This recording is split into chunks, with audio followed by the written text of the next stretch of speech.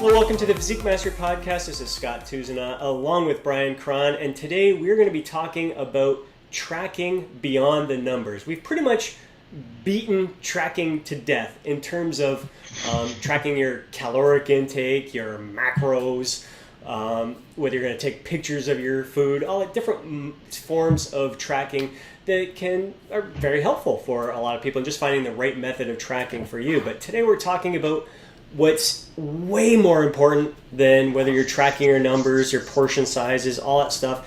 We're going to be talking about those feelings, that heightened sense of awareness of how each meal impacts you, impacts your sleep, your training, your energy, all those things. I think this stemmed from a conversation that Brian was having with me in regards to one of his training clients who was snacking at night, like 9 o'clock at night, which isn't a bad thing. Like, eating late at night isn't inherently going to make you any fatter, but having that food at 9 o'clock at night was a trigger that it's like as soon as you started eating, you couldn't shut it off. And so those are the types of things that you really need to be aware of. And it's moments like that when you become aware of, because it's very easy for people to say, oh, I'm gaining weight, I can't eat past 9 o'clock, I got to cut carbs or something. They start looking at drastic stuff. It's like, no, you're aware that eating your snack at night causes you to eat in excess during that time. So it's time to make an adjustment. How can you modify your meal timing there? You want to run it? I've been talking long enough, rambling long enough. You want to expand on this, Brian? Yeah, absolutely, man. That is something I find with a lot of my clients is that, you can tell them that your calories, when you eat your calories in a day, doesn't matter, and it all boils down to calories in, calories out for the day or for the week or whatever. But you have to look big picture. Like, if eating at a certain time of day, you tend to overeat, or or it triggers you to making bad food choices. I don't know many people who make great food choices, at 11 o'clock at night, or even if it just affects your sleep. I mean, that's very significant, and you have to take that into consideration as well. So. Exactly. Yeah. Sleep's a huge thing, because if you're eating in a way that has a negative impact on your sleep, you're not sleeping well, you wake up tired and exhausted, usually in those situations, it's going to increase your appetite the following day. You're not thinking as clear. Your performance is going to suffer in the gym. It's just got like a snowball effect there. So you do hear some people, and this is the thing, there's so many different strategies out there. You hear carb backloading. If you eat your calories, save your calories for the end of the day, you're going to sleep better. If you eat your carbs in the morning, you're going to feel sleepy all day long. And you know what? That may be the case for some people, and this is why it's so important to not just follow some generic structure, some generic meal timing. It's very important to go ahead and follow it, but make notes, be aware of how it's impacting you, because it can impact you very different than the next person. Some people love training fasted. Some people's performance suffers when they're fasted. And some people they need the carbs before their workout, whereas other people find they don't perform as well with carbs prior to their workout. But the only way you're going to know that is if you're tracking your intake, but more importantly, tracking how it's affecting you, your energy, performance, and overall life. Yeah, like some of the best advice that I always forget to give is just asking yourself after you eat. Like, even if you have to set something on your watch or whatever, just an hour after you eat, just kind of assess how you feel. Like how's your energy? Like, how's your focus? Like, what are you craving? Are you still hungry? Like, if you're immediately famished, like right after you have a meal, like that's a sign that your diet's not well constructed, or you've been dieting too long, or these are all things that you have to take into consideration, and it's so much beyond just what happens in that tight little window of having that meal. Like, things, the effects go hours after that. So exactly, and that's I think this is where the two really go hand in hand, because whether you love to track by the numbers and you see, all right, my dinner was 500 calories, had so much protein, carbs, fat. Or if you prefer to just take a picture of your meal and notice your portion size. How did that, like making a note right after the meal, how did you feel? Were you still hungry after that meal? Or did you feel full, satisfied? And then how did you feel 15 minutes later, 20 minutes later, an hour later? Because a lot of times people will still feel hungry after their meal, not ravenous or anything, but they think, I could eat a little bit more, go get another helping. But if they wait 15 minutes, like, oh, you know what? I'm actually okay. So when they become aware of that if I just hold off for another 15 minutes, if I'm still hungry, all right, I'll grab another little helping here. They get a better idea of how their body's responding to that, and then how, like everyone knows after like a big Thanksgiving dinner, you just want to go take a nap afterwards. So you know how your body responds after that. How does it respond to everything else you're eating? And I definitely noticed once I started having a morning shake with spinach and some fruits, and it just it energized me for the day compared to a lot of my other meals. I liked having kind of that lighter feeling in my stomach of a shake that was full of micronutrients, and it just really got me going, and it really fueled my workout later in the day. I enjoy waking up feeling light, so I prefer not to eat later on in the day. And just like your client there, I do notice if I do start snacking at night, it's very hard to turn it off, because usually I'm going for, I'll just have a handful of chips or something like that. Well, can't just have one handful. Maybe I'll just have a little scoop of ice cream. I can't at that time of night. It's like my defenses are down, and I'm just like, I had a great day, and then you have this spoonful, and you're just like, fuck it. So I'm better off kind of not eating later in the day there. So just knowing yourself. Yeah, absolutely. It is such an individual thing. Like some people, they feel great. They're super energized when they're fasted. Other people are, they can't stop thinking about food. Yes. You can't just follow somebody else's playbook. You have to always try to make it work, within your own personal way of traveling. So my thing is, if it keeps you mentally sharp and you have great workouts, then that's something you're on to something. Then you can kind of start fine tuning from there. But if I always cringe when people will say stuff like, "Oh, I love to fast. The only problem is I have terrible workouts." And I'm like, "Well, it's not a good. That's a sign." You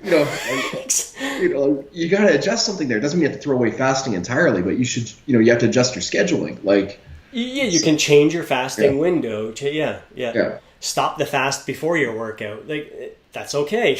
You don't have to train fasted. You can have a meal half hour before your work. Get some sort of fuel in your body before the workout. See how your body responds to that. But no, people are they're like, I got to follow this rigid rule. This is what that person said. I've got to stick to this window of opportunity here. This 4-hour, 8-hour feeding window. I'm hungry right now, but no, I got to wait till 2:00. If I don't wait till 2:00, I screwed up this whole fast. It doesn't freaking work that way. It's not your body's not on a time schedule like that. If you're hungry at 1:30, eat at freaking 1:30 instead. You don't have to wait till 2:00. It's just pay attention. Listen to your body's signal, because I do find that for a lot of people, there's I don't eat right away in the morning myself, especially when I'm cutting, when I'm in a building phase where I can consume more calories. I prefer smaller volume meals, so I need to spread them out more. I can't combine them. I need to spread. So I'll start eating a little earlier in the day. But when I'm cutting and I kind of delay my breakfast a bit, I know if I push it beyond 11 a.m., it's trouble. It's if I delay my breakfast till 10:30, I can eat a normal sized breakfast. If I start pushing it beyond 11 o'clock, I know that breakfast is going to turn into a monster meal where I'll be making the meal and I'll be picking at food all along there. So you just kind of got, even between meals, I see it a lot with busy people who between lunch and dinner, they try to, it's a long span, and they're making dinner and they're picking at a whole bunch of food while they're prepping dinner. So you're better off kind of having a little mini meal or snack between dinner, lunch and dinner, so you don't binge while you're making. Oh, that is huge. That is huge. Identifying, I call them your red hours. Like when people just will kind of, either they'll break down, kind of like what you mentioned, like 11 o'clock at night, and they'll just have an fuck it moment and they'll overeat. Or even more kind of nefarious is they'll start this subliminal snacking, and it's often I see it a lot in professional parents who come home and it's like 5 or 6 o'clock in the evening and they're hungry. Now they gotta make dinner for their family or even for them, just for themselves. That's when they graze. They graze while they're cooking, and it doesn't seem like much, but that alone, like you can easily pack away, depending on what you're cooking, 2, 3, 500 calories on top of what you think you're eating, and then they all lump it in as dinner. Oh, I have I had whatever, chicken and rice and whatever, but they neglect all the stuff they're kind of grazing while they were cooking. Like that's a big red hour. So again, it boils down to your individual way of going through the day. Like it's just how you naturally, if you provide food, if you have the food ready for those times when your willpower is low, or you forbid eating altogether, like you create this little artificial barrier. Like I will not eat while I cook, or I will not eat after 10 o'clock at night. Like, yeah, I get it. It's all calories in, calories out. But sometimes these little barriers, it just makes the process so much easier. Because you got a little rule you can follow. Right. It sounds heavy-handed, but at the end of the day, I do this for a result. So like whatever I can do to make achieving that result easier, without compromising the rest of my life, the better. So yeah. The more information you're armed with, the better choices you can make. I just find that people are just quick to jump the gun and think, oh, it's this strategy that's not working. It's not that. No, if you're just following a set strategy, it's not that. You really need to. The more you pay attention, the more you can just make small little changes. You can keep the same overall structure, just making small changes here and there can make the big impact. I also find like foods that you haven't had in a while can really, that's when you really become aware of, holy smokes, that impacted me in a big way, and I totally forgot about it. Whether it's an unhealthy food, you haven't eaten McDonald's in years, and you have a meal, you're like, oh crap, or you have a good healthy meal and you're like, oh, do I ever feel good after that? Or you go to the gym and workout partners are like, what did you eat before you came here? Like the veins are just popping. Like my workout partners know when I have either pickles or a chocolate bar before a workout, because my veins just like freaking pop out like crazy. So little things like that. Yeah, absolutely. Yeah, it's all just being much more thinking beyond the numbers and like thinking beyond the plan and just seeing how your body reacts, and it's just being aware, really. Yeah. That's it. That's the key. That's awareness is the doorway to mastery for sure. Yeah. All these little things. If you're not paying attention to how you're responding, how your body's feeling, your energy, and all that afterwards, you're shooting in the dark. There, it's the more you know, the better for sure. Very cool.